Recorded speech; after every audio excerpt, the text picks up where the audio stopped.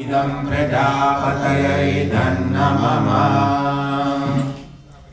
ॐ त्वन्नो अग्ने वरुणस्य विद्वान् देवस्य हेणो वयासि शिष्टाः यजिष्ठो वैनितमाशोषुचानो विश्वा द्वेषांसि ब्रह्ममुद्यस्मत् स्वाहा। इदमग्नि वरुणाभ्यामिदं नमः।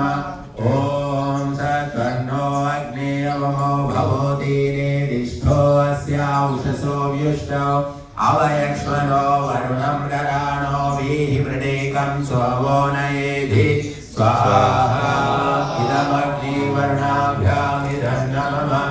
ॐ इमं मे वरुणश्रुति अवमध्यातमृडय त्वामवस्युरातके स्वाहा।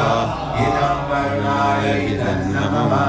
ॐ तद्वायादि ब्रह्मणा वन्दमानस्तदा शास्त्रे यजमानो हविर्भिः अहेलमानो वर्णे हवोद्युरुषं समान आयुः प्रमोषे स्वाहा।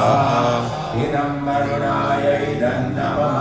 ॐ ये ते शतं वरुण ये सहस्रं यज्ञाः वाचा विततामान्दः तेभिर्नो अद्य सवितोत विष्णुर्विश्वे मुञ्चन्तु मरुता सक्ताः स्वाहा। इदं वरुणाय सवित्रे विष्णवे विश्वेभ्यो देवेभ्यो मरुभ्यः स्वर्गेभ्य इदं नमः। ॐ मयाश्चाग्नेयस्य नभिषस्ति वाच्य सत्यमित्वमयासि अयानो यज्ञं वहास्य यानो देहि भेषजं स्वाहा। इदमग्नये अयसे इदं नमः। ॐ बुधुत्तमं वरुणपाशमस्मदवाधमं विमध्यमं श्रद्धाय अधावयमादित्यव्रते तवानागसोदितये स्यामः स्वाहा। इदं वरुणायादित्य